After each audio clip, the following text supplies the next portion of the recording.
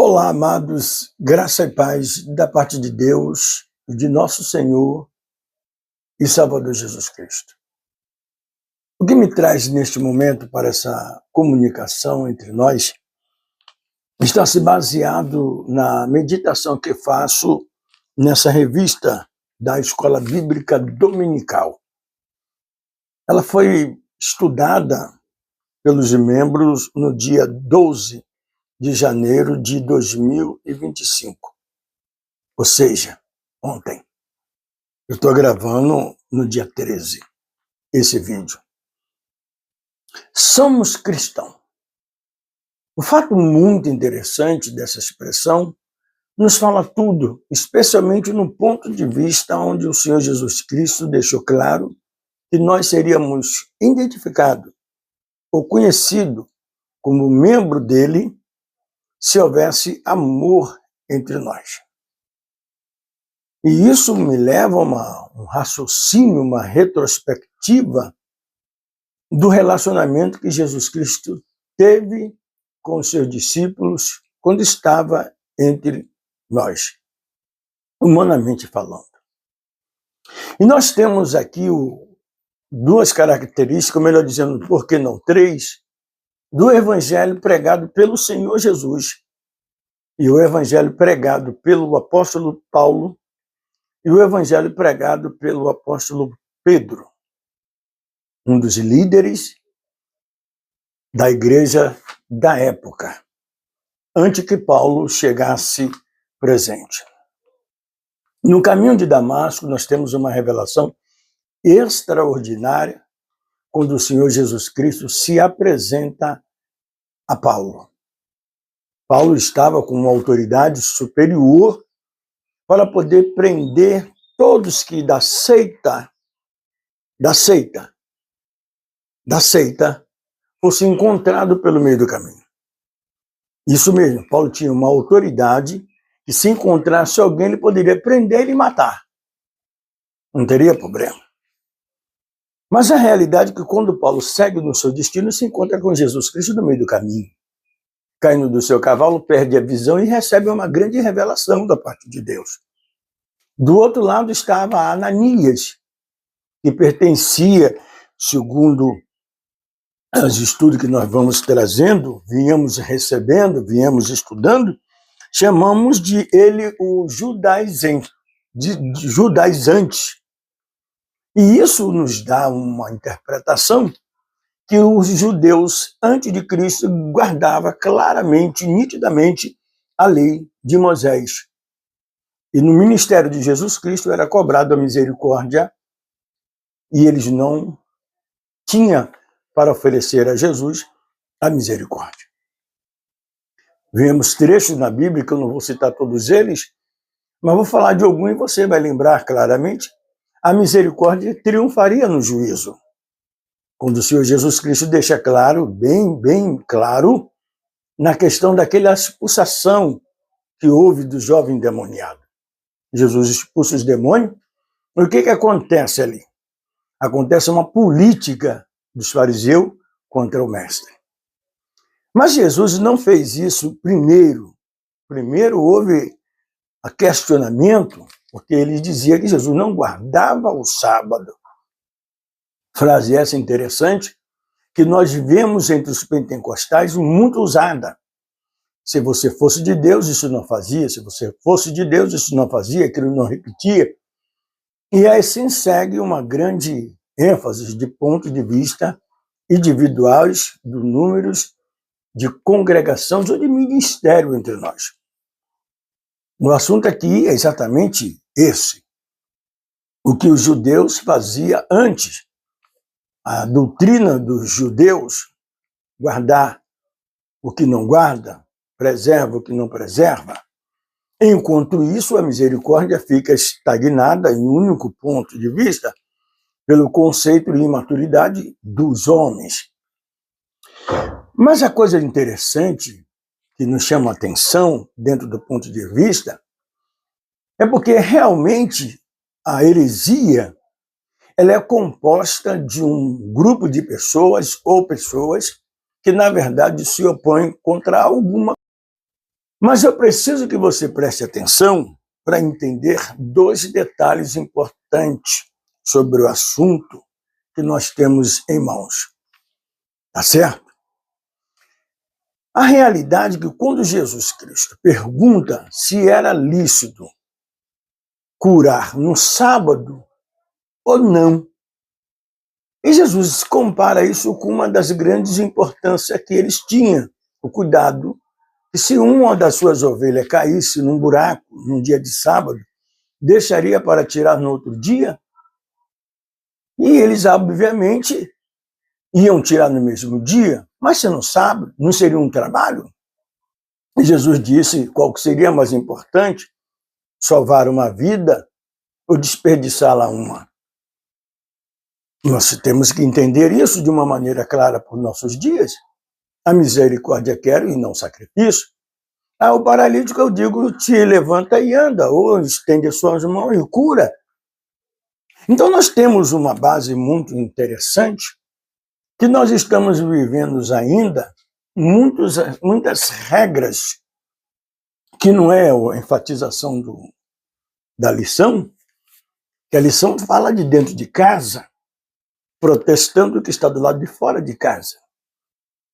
E nós entendemos que o Espírito de Deus, ele opera da maneira como ele quer, aonde ele quer operar.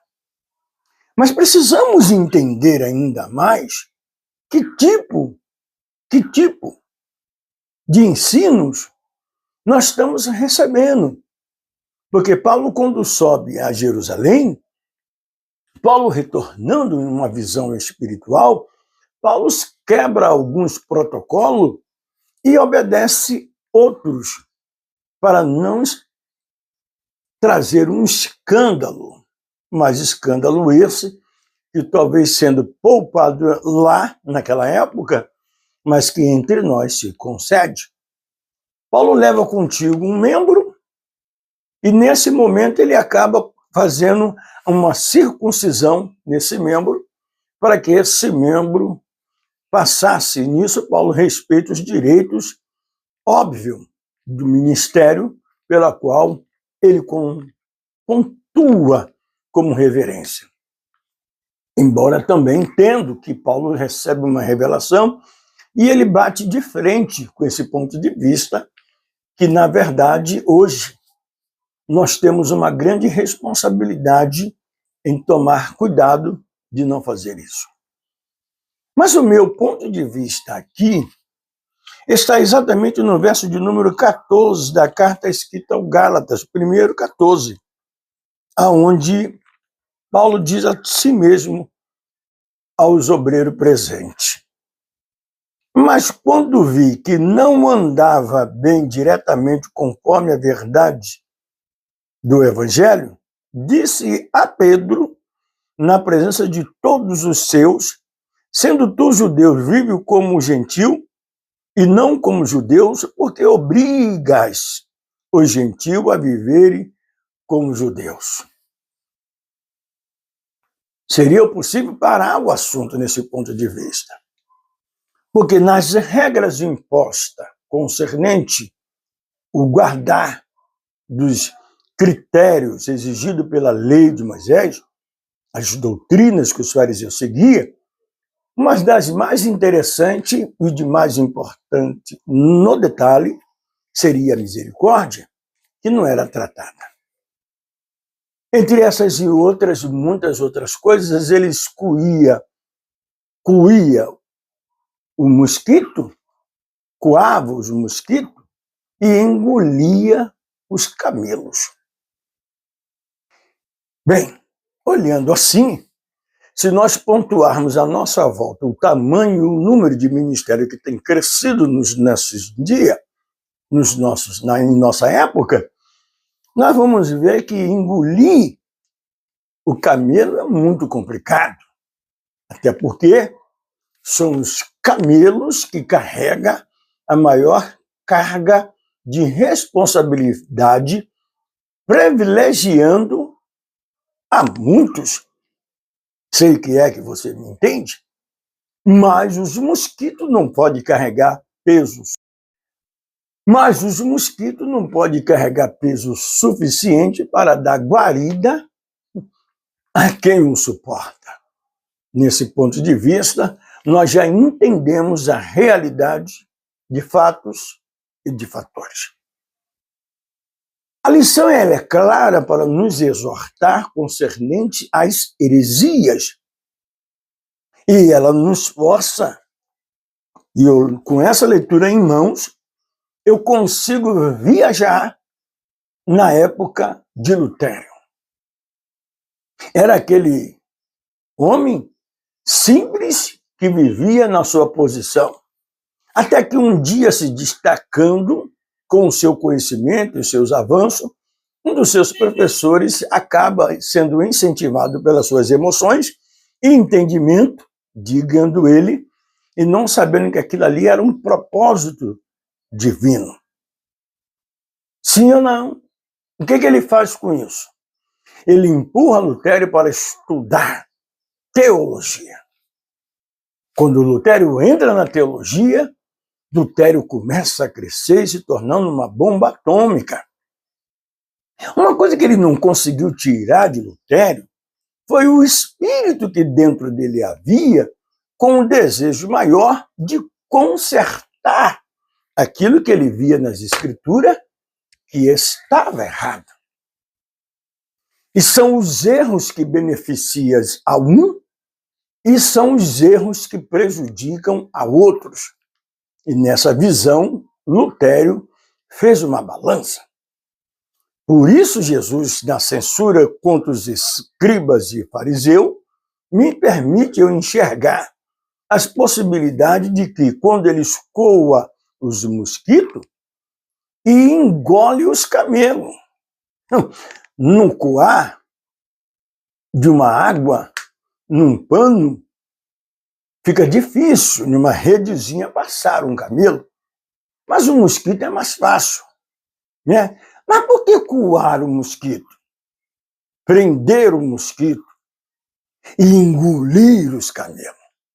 Em outras palavras, são coisas minuciosas que não deveria tornar-se um tropeço para muitos, acaba se tornando um escândalo aos tímpanos dos mais velhos e mais maduros no Evangelho.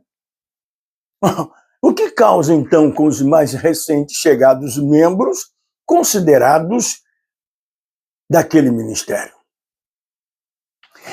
Mas Jesus disse que era lícito que viesse os escândalos, e aí por onde eles vêm, hoje invadimos pela esfera da rede social e encontramos um monte de escândalos. Uns querendo ser maior e melhor do que os outros. Alguns deles procurando um meio para trazer à tona um erro de um ministério e um erro de outro ministério. Para fazer com que o deles se saia como melhor. Olha aí, coando o mosquito. Olha aí, engolindo os camelos. Mas nós aproveitamos esta lição para chamar a sua atenção concernente exatamente esse ponto de vista, para que você venha entender a base da sã doutrina. E você, para conhecer a base da sã doutrina, eu, para conhecer a base da sã doutrina, preciso exatamente me esforçar para estudar mais, estudar melhor, para discernir o certo do errado. Olhar para uma pessoa e você discernir que ela é branca ou preta é simples. Olhar para a minha camisa e você conseguir semelhar e diferenciar as cores uma da outra pode ser fácil, mas talvez se você chegar de uma das cores, você pode perguntar se ela é lilás ou se ela é cinza. Nesse ponto de vista, você vai ter que correr um risco se você não souber dizer o que é lilás claro ou se é um cinza claro, se é um vermelho torneado ou se não é, coisas do gênero. Então é nesse ponto de vista que é muito interessante que você faça uma análise. Eu, analisando essa expressão de Paulo, essa expressão de Paulo, onde ele toma essa atitude de repreender Pedro claramente, lembra quando Paulo, passando em um determinado lugar,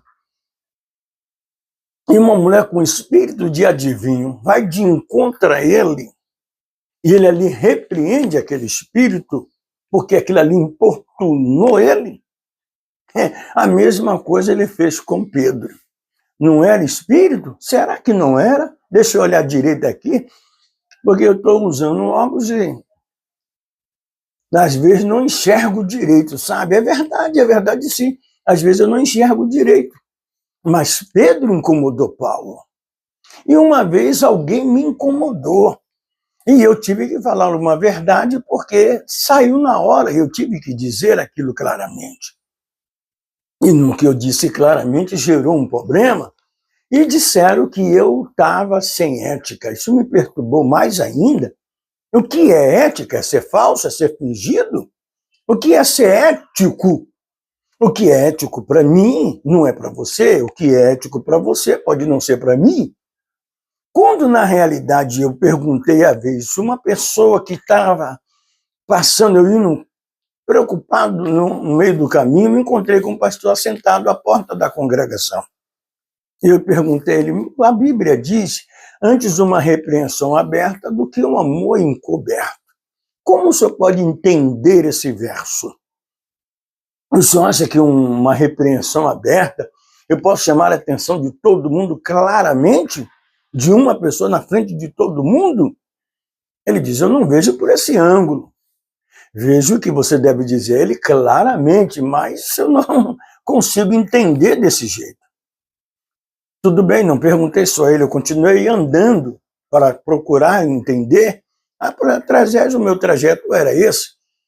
E eu entendi que eu deveria chamar a pessoa em particular, mas repreender ele claramente, nitidamente, pelo ato feito.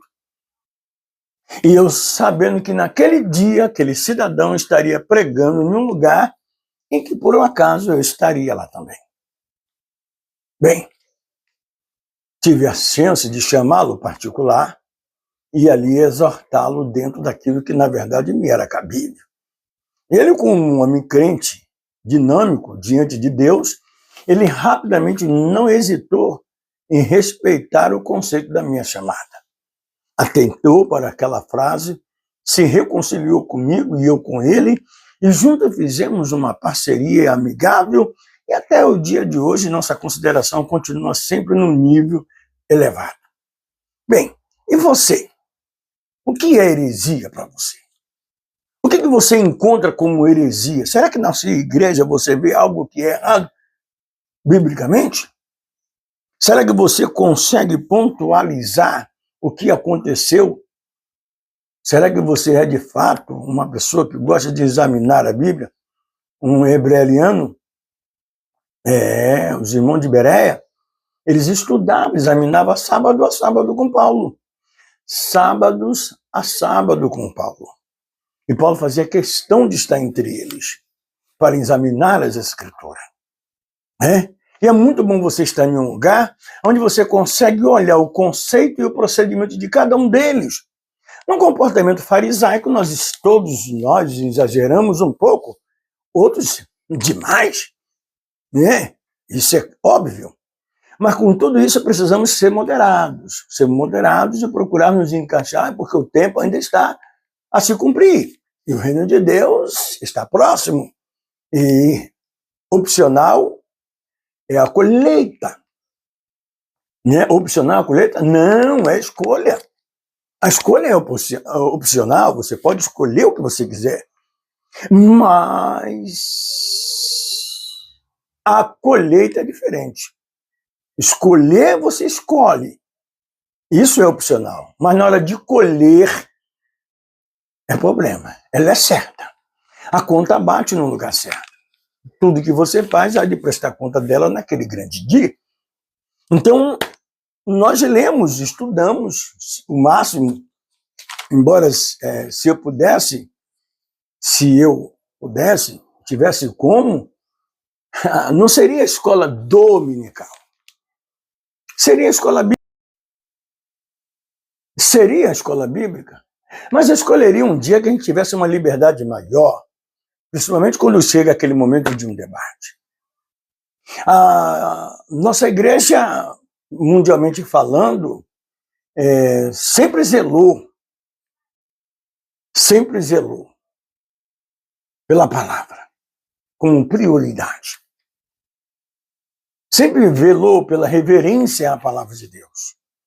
A nossa igreja na terra. Mas se é que eu tenho um direito e oportunidade de assim fazer, bom seria que muitos analisassem o ponto de vista sobre a palavra e o seu cumprimento. Conversando com uma certa pessoa, citamos sobre o ministério, ele disse que a preocupação deles muito maior são com os obreiros. Os obreiros, eles têm que estar aptos para não só servir o ministério, mas especialmente para servir aqueles que entram para o ministério, membros.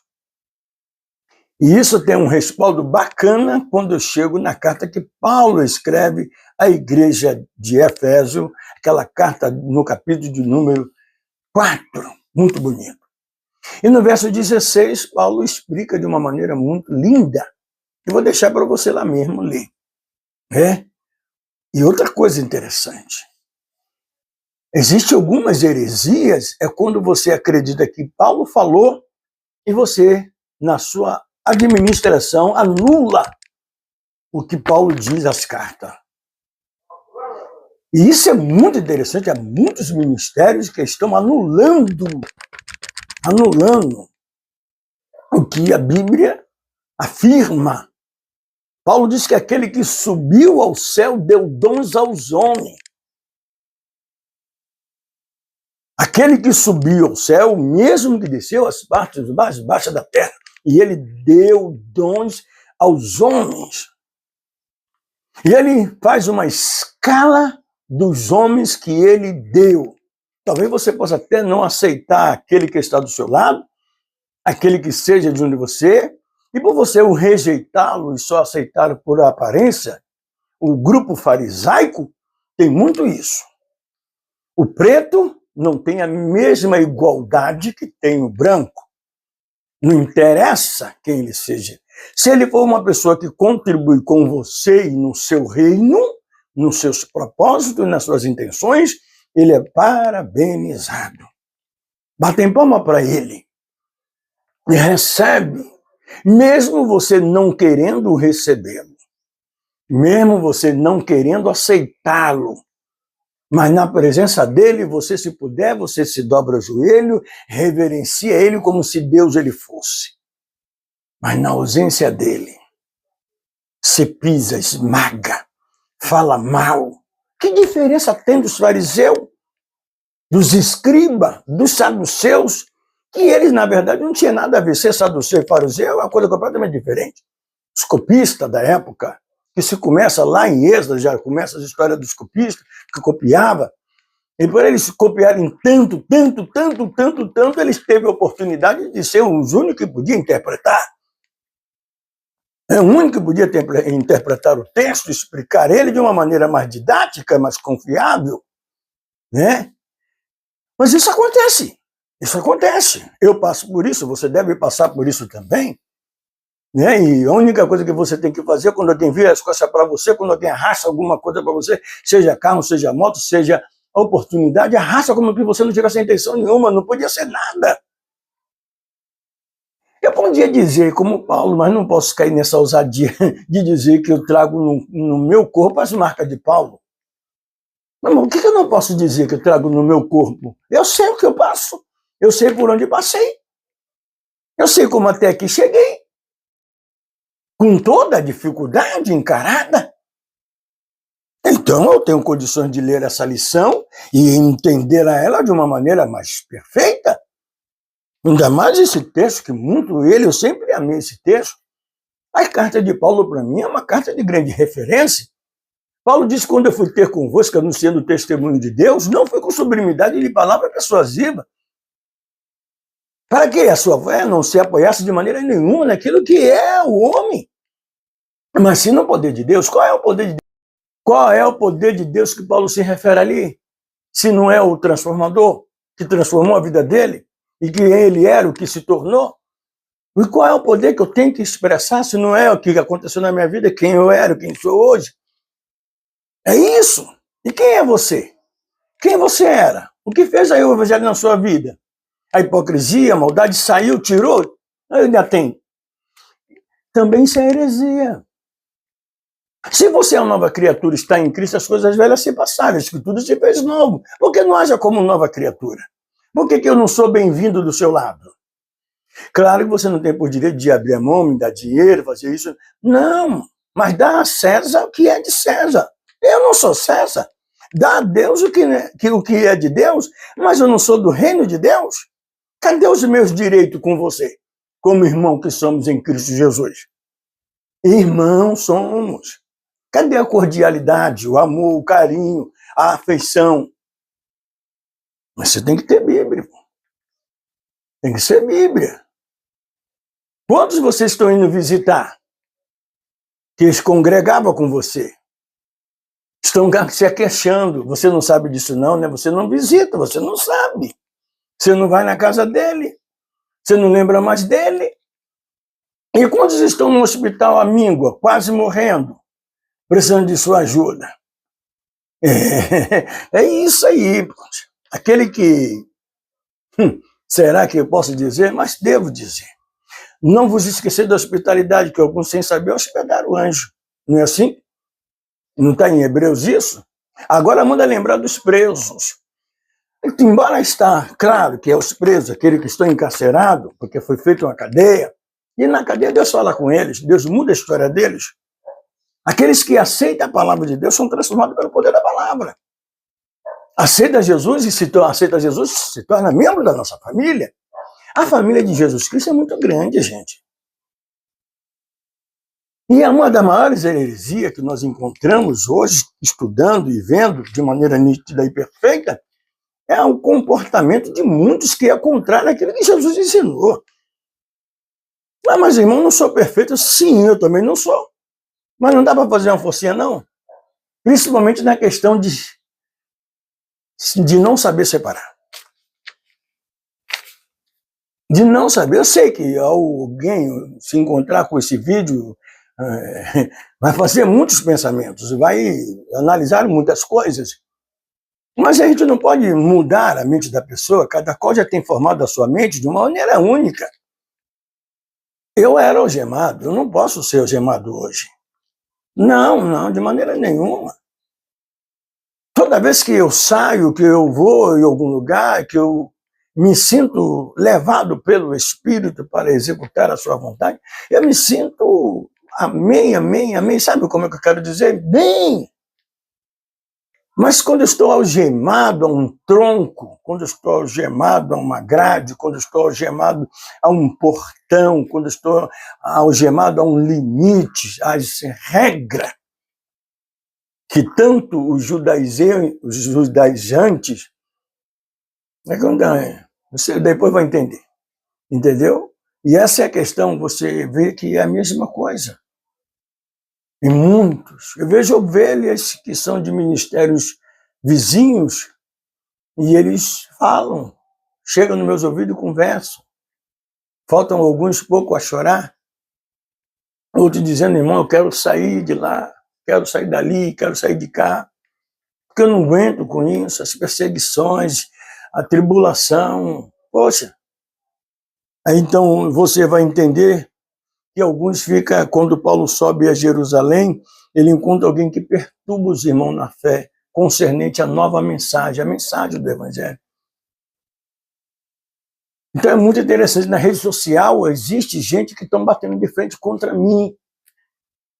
Contra mim, eu estou dizendo, é contra o povo que eu sirvo junto com o Senhor Jesus. Que nós servimos ao Senhor Jesus, perdoa a contra-regra, né? Nós servimos a Jesus.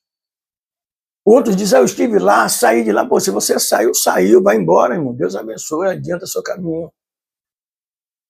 Agora você está fazendo o que aí na rede? Está fazendo o que aqui na rede? Simplesmente fazendo um processo de quê? Querendo condenar. Se você saiu de junto Bem, para finalizar o texto, eu quero deixar para você uma reflexão muito interessante.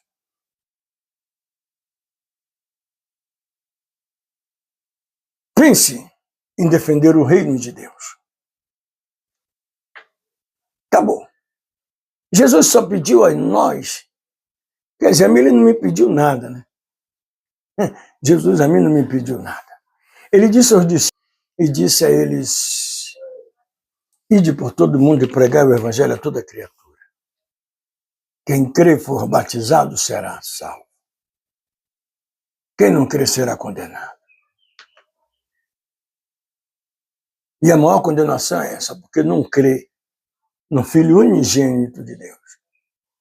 Não tem outro recado. Só é esse recado. Um rapaz pregando na congregação, diácono, ele falou uma mensagem muito bonita, que eu lembrei até que eu também tive que ir em casa. Mas não é que eu fui querendo ir em casa, eu queria ir sim, mas houve um tempo oportuno, porque de onde eu conhecia o Evangelho, eu não podia ir ver Jesus, ver a minha família. Mas Deus proporcionou tudo e depois me levou na minha família. Mãe, irmã, pai. Só o meu irmão mais velho que ainda resiste contra o Evangelho. Ele resiste contra o Evangelho. Mas a realidade é que ele também tem a semente. Eu sou uma semente na vida dele. Porque meu irmão mais velho, como disse o pregador ontem, é lá onde, em Gadara, onde ele estava, que era necessário saber quem ele era. Porque todo mundo em Gadara sabia que ele era endemoniado, fazia aquelas atrocidades. E ver ele agora como crente era mais importante ainda. Era agora que era importante, então ele tinha que ir lá. Mas antes dele ir para Gadara, ainda passou em outros lugares, em Decápoli. É interessante passar em cidades vizinhas que dava sentido também à sua casa, com certeza. E é isso que Deus faz na nossa vida. Muda a gente e leva a gente num lugar onde a gente errou para que nos exalte. Quando eu errei aqui, ele aqui me trouxe de volta, porque poderia ficar bem escondido, ninguém está me vendo, ninguém tal, né? Não, ele traz aqui para você ver, para que as pessoas vejam o que Deus fez, o que era antes de errar, e depois que errou, como se tornou, e agora o que Deus faz? O perdão de Deus. Falar em perdão é uma heresia tão grande quando você fala de perdoar, em perdoar, mas não quer pagar o banquete do perdão. É não deixar a pessoa que você perdoou receber o conforto de sua graça. É isso aí mesmo. Quando você perdoa alguém, você apaga. E apagando, nem você mesmo deve lançar em rosto. São um caráter de Deus, que lança num largo do esquecimento, né? E você não pode nem sequer ir lá pescar. Tá bom? Quero agradecer a sua atenção, a sua oportunidade. Esse comentário sobre a lição que estamos estudando tem sido de grande êxito, de grande importância. E você que é meu irmão, você que é minha irmã, você que atenta para a palavra de Deus, ganhar alma melhor do que espalhar-as. Viu? Não tente chamar a alma para dentro do seu aprisco, não. De maneira nenhuma. Chame para o aprisco do Senhor. Ganhe alma para Cristo, não para si. Ganhar alma para si é um erro muito grande. Nós não ganhamos alma para nós. Na verdade, nem ganhamos. Nós só anunciamos. Quem convence tudo e prepara tudo e faz tudo é o Espírito de Deus. Tá certo? Um forte abraço, Deus abençoe você. Mais uma vez, muito grato pela sua gentileza. Eu sei que tudo que eu falei, eu tentei me expressar, eu tenho certeza que você só vai pontuar o que é do seu interesse. Para o bem usar ou para o mal fazer. Mas, o que eu posso dizer? Se alimente, é o conteúdo, mas lembre, Paulo é considerado os apóstolos do gentil. Tá certo? Forte abraço, Deus abençoe.